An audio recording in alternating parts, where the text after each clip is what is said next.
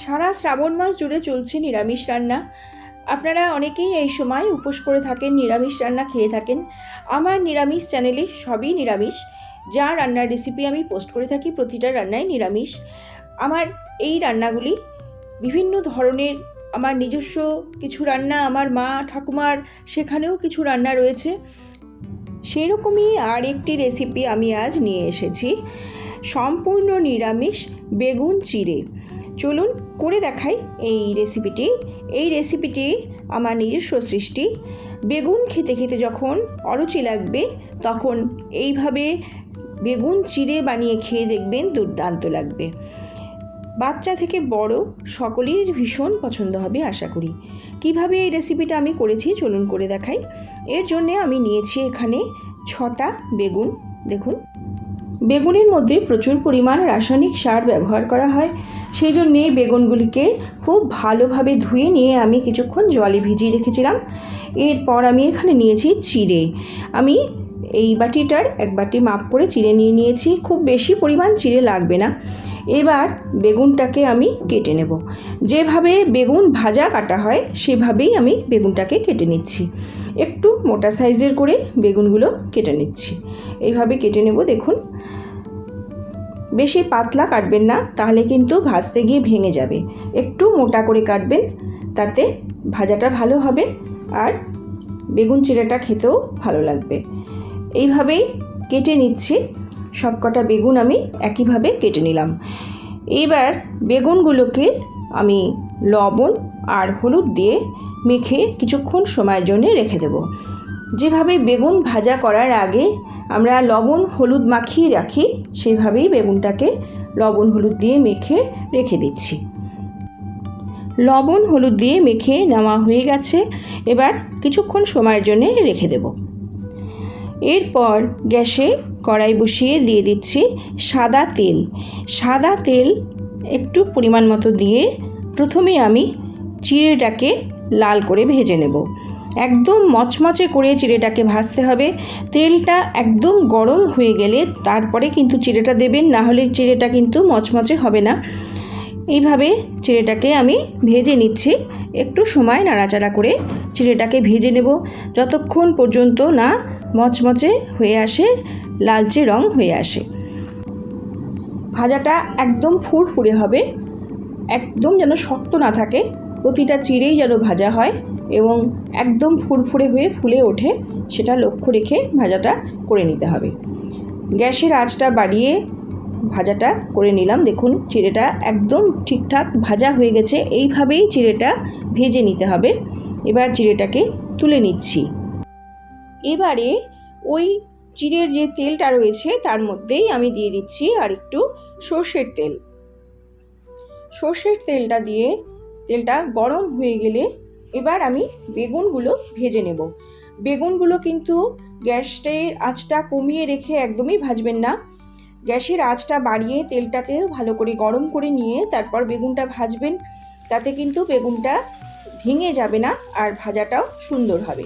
দেখুন, বেগুনটা খুব সুন্দর করে ভাজা হচ্ছে। এইভাবেই লালচে করে বেগুনটাকে ভেজে নেব। এইভাবে প্রত্যেকটা বেগুন ভেজে নিচ্ছি।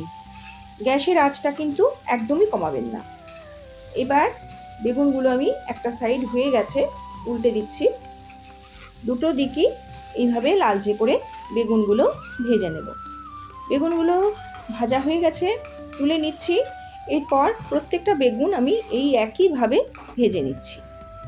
এবার গ্যাসে কড়াই বসিয়ে দিলাম, দিয়ে দিচ্ছি সর্ষের তেল। এবার এই রেসিপিটা কিন্তু আমি পুরোটাই সর্ষের তেলে করব। চিড়েটাকেই আমি শুধু সাদা তেলে ভেজে নিয়েছি।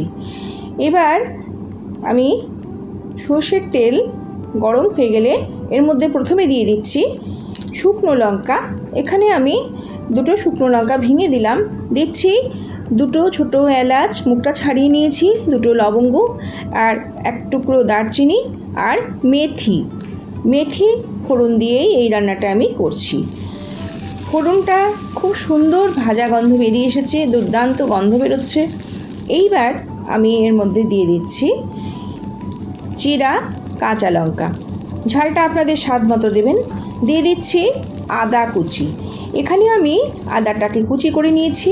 আপনারা যদি কুচি না করতে চান তবে থেতো করে নিতে পারেন, তবে বেটে নেবেন না মিহি করে। এই আদাটা একটু আস্ত থাকলে মুখে বাঁধবে যখন, তখনই কিন্তু খেতে বেশি ভালো লাগবে। আদাটাকে খুব ভালোভাবে আমি ভেজে নেব, লালচে করে ভেজে নিচ্ছি। একদম আদার কাঁচা গন্ধটা যতক্ষণ চলে না যায় ততক্ষণ নাড়াচাড়া করে আদাটাকে লালচে করে ভেজে নিচ্ছি। আদাটা ভাজা হয়ে গেছে। এবার একটা ছোট টমেটো আমি ছোট টুকরো করে দিয়ে দিলাম। টমেটোটা আদার সাথে ভালো করে কষে নিচ্ছি।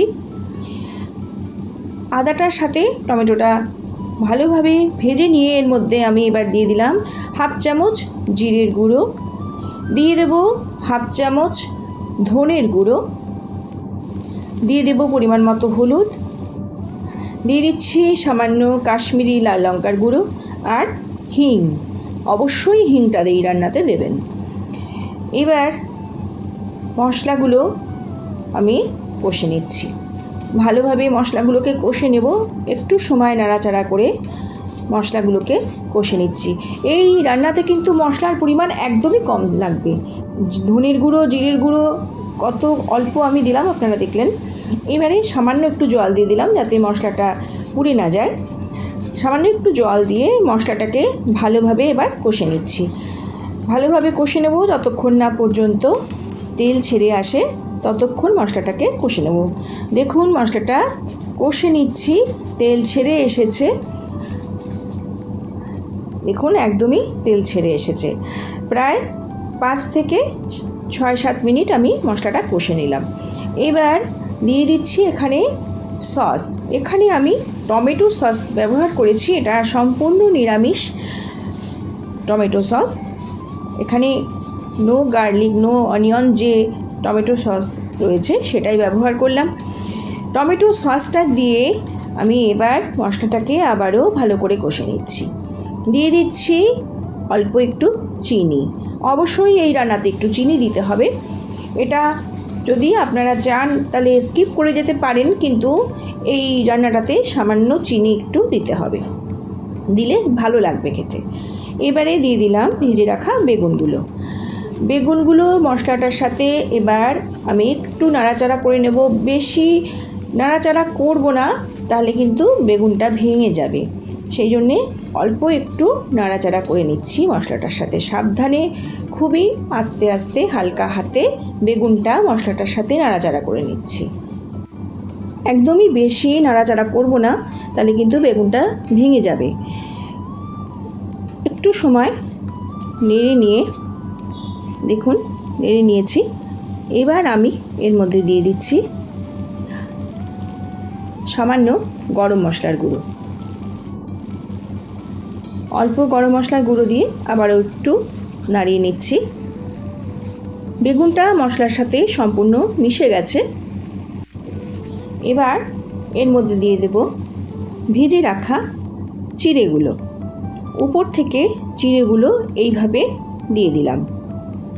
দেখুন এইভাবে চিড়েটাকে দিয়ে দিচ্ছি। চিড়েটাকে কিন্তু একদম শেষে দিতে হবে, একদম শেষে বেগুনের উপর চিড়েটাকে দিয়ে দিলাম। এবার বেগুনের সাথে চিড়েটাকে নাড়িয়ে নিচ্ছি। উপর নিচ করে হালকা হাতে বেগুন যাতে ভেঙে না যায় সেটা লক্ষ্য রেখে বেগুনের সাথে চিড়েটাকে মিশিয়ে নিচ্ছি। বেগুন চিড়ে আমার সম্পূর্ণ তৈরি হয়ে গেছে। আর বেশি নাড়াচাড়া করব না। এবার গ্যাসটা বন্ধ করে ঢেকে রেস্টে রেখে দিলাম। চলে এলাম 5 মিনিট বাদে। দেখুন একদম চিড়েটা বেগুনের সাথে মিশে গেছে, আর বেগুনটাও ভেঙেও যায়নি, আর চিড়েটাও আস্ত রয়েছে। দুর্দান্ত লাগে খেতে। ভাতের সাথে এই বেগুন চিড়ে করে খেয়ে দেখবেন, দুর্দান্ত লাগবে। যারা খাননি তারা অবশ্যই বানিয়ে খেয়ে দেখবেন। আর যারা যদি কেউ খেয়ে থাকেন আমাকে কমেন্টের মাধ্যমে জানিয়ে যাবেন। এই বেগুন চিড়ে কিন্তু একটি দুর্দান্ত রান্না। ভাতের সাথে যদি থাকে সত্যি আর কিছু লাগে না। শুকনো ভাতে কিন্তু এই বেগুন চিড়ে দুর্দান্ত লাগে। রুটির সাথেও ভালো লাগবে, ভাতের সাথে তো লাগেই। এবার আমি সার্ভ করে নিচ্ছি। দেখুন কত সুন্দর দেখতে লাগছে আর দুর্দান্ত খেতেও হয়েছিল। আমাদের ঘরের সবাই খুব ভালো খেয়েছে। এইভাবে বেগুন চিড়ের মতো আরও প্রচুর নিরামিষ রান্না আমার চ্যানেলে রয়েছে। যদি আপনাদের ইচ্ছে হয় আপনারা দেখে নিতে পারেন।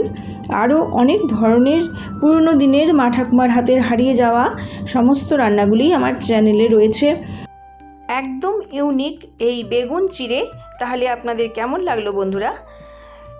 যদি আপনাদের ভালো লাগে তবে আমার চ্যানেলের পাশে থেকে সুন্দর কমেন্ট করে আমাকে উৎসাহিত করে যাবেন।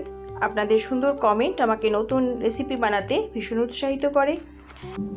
এতক্ষণ ধরে যেসব বন্ধুরা আমার এই রেসিপির সাথে জুড়ে রয়েছেন তাদের জন্য জানাই অসংখ্য ধন্যবাদ। সব বন্ধুদের জন্যই রইল অসংখ্য ধন্যবাদ, শুভকামনা, ভালোবাসা। সবাই ভালো থাকবেন, সুস্থ থাকবেন। আমি আবারও একটি নতুন রেসিপি, নিরামিষ রেসিপি নিয়ে চলে আসব। নমস্কার।